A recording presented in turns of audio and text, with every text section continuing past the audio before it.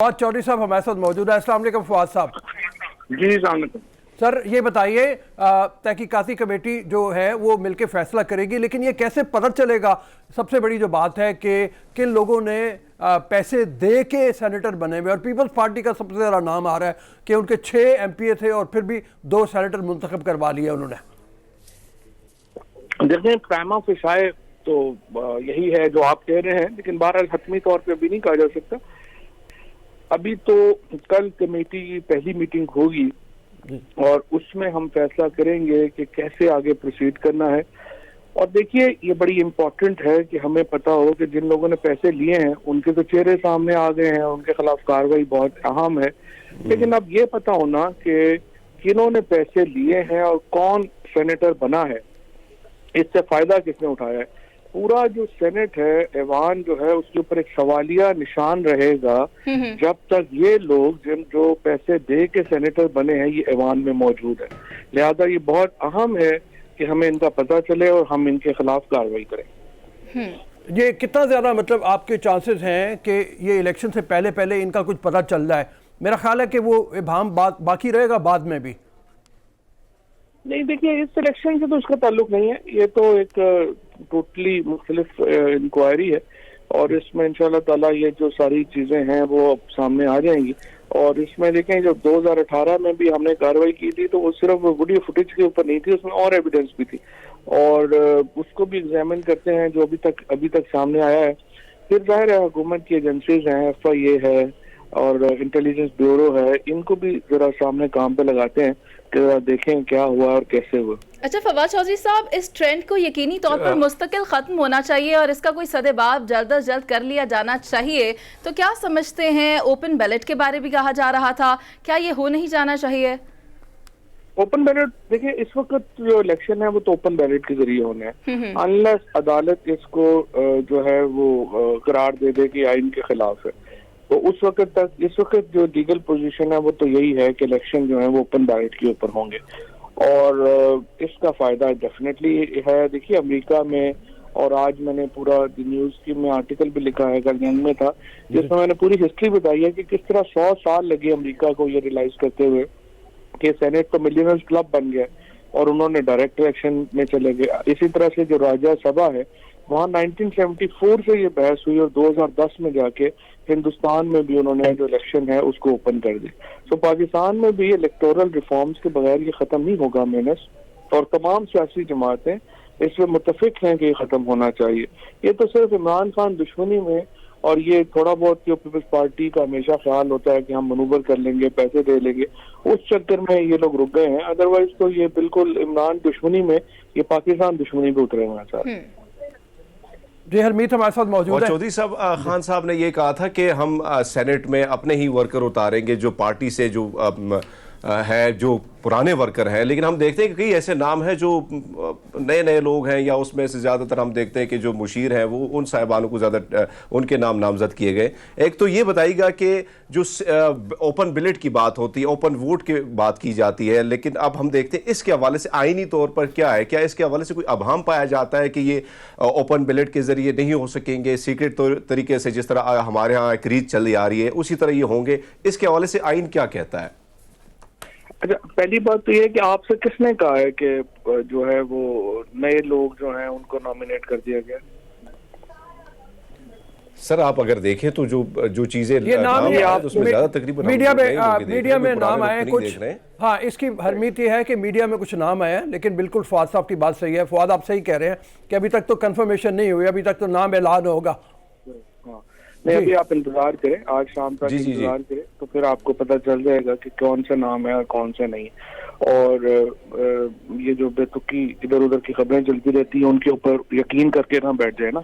दूसरी बात यह है कि ये जो आपने कहा कि आइन, देखिए आइन का आर्टिकल जो 226 है वो उसने बताया है कि जो इलेक्शन है प्रेसिडेंट, और उसने तरीकाकार बताया है प्राइम मिनिस्टर के इलेक्शन का, और उसके अलावा वो कहता है तमाम इलेक्शन सीक्रेट होंगे। अब जो अटॉर्नी जनरल साहब का रेफरेंस है वो ये है कि चूंकि सेनेट का इलेक्शन आइन का हिस्सा नहीं है और और इलेक्शन एक्ट 2017 में उसका बताना है कि क्या तरीका होगा, तो वो कहते हैं कि हमें सुप्रीम कोर्ट मशवरा दे कि 226 में तरमीम किए बगैर हम ऑर्डिनेंस ला के या एक्ट ला के इसकी अमेंडमेंट कर सकते हैं या नहीं कर सकते, और वो ऑर्डिनेंस अब नाफिज हो चुका है। सुप्रीम कोर्ट ने ये फैसला देना है कि ये जो कानून में इसमें तरमीम चाहिए या आइन में इसमें तरमीम चाहिए। अगर सुप्रीम कोर्ट इस नतीजे पे पहुंची कि नहीं आइन में तरमीम चाहिए, तो फिर ये ऑर्डिनेंस जो है ये खुद ब खुद कालजम हो जाएगा और हम वापस सीक्रेट बैलेट पे चले जाएंगे। अगर सुप्रीम कोर्ट इस नतीजे पे पहुंचती है कि नहीं आप कानून में तब्दीली करके सीक्रेट इलेक्शन का तरीकाकार बदल सकते हैं, तो फिर ये ऑर्डिनेंस कंटिन्यू करेगा और सेनेट के इलेक्शन जो है वो ओपन बैलेट के जरिए होगा। फवाद, जिस वक्त आप बात कर रहे हैं इलेक्टोरल रिफॉर्म्स की, बहुत से मुल्कों ने तो यहाँ तक भी पहुँच गए कि वो रिफॉर्म्स के बाद सेनेटर डायरेक्ट अवाम मुंतखब करते हैं। क्या ऐसी सूरत में ऐसा मुमकिन नहीं कि ये इस हद तक हम पहुँच जाए कि अवाम ही मुंतखब करें बजाय इसके कि इस तरह का काम हो और फिर कारोबार में चल जाएं पैसे लेने के? मेरे ख्याल में तो 100% ये होना चाहिए। उसकी वजह यह है कि आपकी 18वीं तरमीम के बाद इस वक्त जो हमारा निज़ाम है वो अमेरिकन सिस्टम के बहुत करीब है, और अमेरिका का जो फेडरलिज्म है उसमें ये बड़ी एक तवील 100 साल का उनका तजुर्बा है जिससे हमें सीखना चाहिए। और सेनेट, पावरफुल सेनेट जो है वो फेडरेशन के इंटरेस्ट में है, और पावरफुल सेनेट सिर्फ तब हो सकती है जब सेनेटर्स डायरेक्ट इलेक्ट होके आए। सो अभी ओपन कर लें और सेकंड फेज में बेशक डायरेक्ट पे चले। ठीक है सर, आप साइंस एंड टेक्नोलॉजी के वजीर हैं। बस एक हवाले से, लाहौर में आपको पता है इस वक्त फॉग बहुत ज़्यादा है, और हम उसी हवाले से बात कर रहे थे पोल्यूशन की, और पोल्यूशन से हम चले गए एनवायरमेंटल जो डिग्रेडेशन है बिकॉज ऑफ पॉलीथीन बैग्स। कोई ऐसा तरीक़ेकार नहीं है कि आप ये करवाएं कि इम्प्लीमेंट सख्ती से हो जाए कि हर तरह की फैक्ट्री जो बना रही है प्लास्टिक बैग्स वो उसके ऊपर बैन लग जाए? नहीं, वो सिलसिला शुरू हो गया है, and I must give credit to Zartaj and Amin Hasan साहब। इशू ये है कि जो लोग इस काम से वाबस्ता हैं उनको फौरी तौर पे बेरोजगार नहीं किया जा सकता। तो ये प्रोसेस शुरू हो गया है। मेरा ख्याल है अगले आप समझिए कि 1 से 2 साल में ये सारी फैक्ट्रीज जो पॉलीथीन की हैं या ये खत्म हो जाएंगी, और या हम इनकी जगह डिग्रेडेबल जो बैग्स हैं वो आ जाएंगे। लेकिन ये इमरान खान चूंकि खुद इन्वायरमेंटलिस्ट हैं तो उनको खुद भी बहुत शौक है कि ये चीजें होने का, इसलिए पाकिस्तान में पहली बार।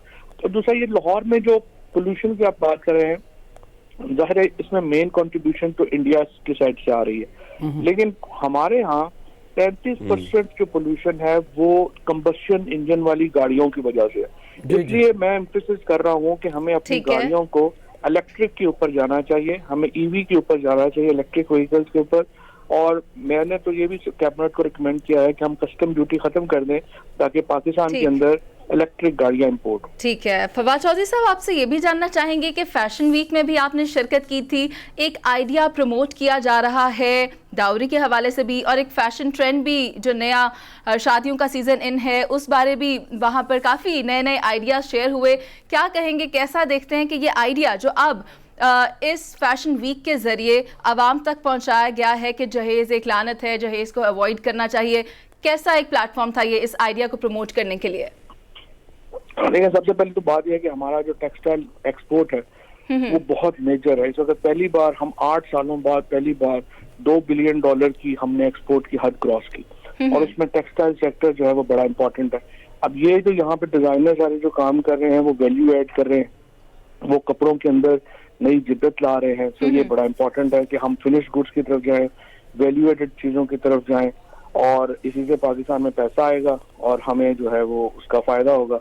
और दूसरी बात यह है कि डाउरी के ऊपर जाहिर है हमारे में क्या इसमें क्या शुबा है कि जो जहेज है उसको डिस्करेज करना चाहिए, और रिश्ते, लेकिन ये खत्म हो जाएगा। तो जो एजुकेशन बढ़ रही है आप देखेंगे कि ये खत्म हो जाएगा, और बराबरी जो है ना, ठीक है, जब तक आप खवातीन को, औरतों को बराबर नहीं समझेंगे और कमोडिटी समझेंगे तब तक ये तमाम बीमारियां रहेंगी। फवाद साहब, आपकी बात बहुत अच्छी है, यकीनी तौर पर इसको खत्म होना चाहिए, लेकिन ऐसे में हम जब देखते हैं कि ये आइडिया जो लोग सामने लेकर आए हैं उनके अपने ड्रेसेस की अमाउंट्स 10 लाख, 12 लाख, 13 लाख, 14 लाख तक आ जाती है, तो इतने में तो जहेज भी बन जाता है। तो वो ना ले ना, यही तो वो कह रहे हैं कि ये ना ले, तो आप उसको इस तरह से ले लें। सिंपल बात है कि जो ले सकते हैं वो ले, जो नहीं ले सकता वो ना ले, वो दूसरा ले ले। और इशू ये है कि हमें जो लोग काम कर रहे हैं उनको ये तो हम नहीं कह सकते कि आप इतनी प्राइसेस ये रखें, अपनी प्राइसेस वो रखें। प्राइस कंट्रोल में हमें नहीं जाना चाहिए, मार्केट को अपने फैसले खुद करने चाहिए, ठीक जिस है, तरह से लोग चाहते ठीक। हैं वो करें। बहरहाल जहेज के खिलाफ हम सब फवाद साहब आप चले ठीक कह रहे हैं कि प्राइसिंग की तरफ फवाद हमें को नहीं हमें जाना एक invite चाहिए, हमें करना लेकिन चाहिए। मैं आपको यहाँ ये बता दूं कि आपको प्रोग्राम में इनवाइट करने के लिए बारहा कोशिश की और सलमान से भी राब्ता किया, लेकिन शायद आप मसरूफ इतने हैं कि आप हमारे लिए वक्त नहीं निकाल पाते। देखें, अभी मैंने बड़ा टाइम निकाला आपके लिए, बस इंशाल्लाह आपने हंगामी इंशाल्लाह हम उम्मीद करते हैं कि जल्दी आप हमारे साथ यहाँ बैठ के भी आएंगे। जरूर भाई, जब आप कहेंगे। थैंक यू वेरी मच, इंशाल्लाह। बहुत मेहरबानी, बहुत बहुत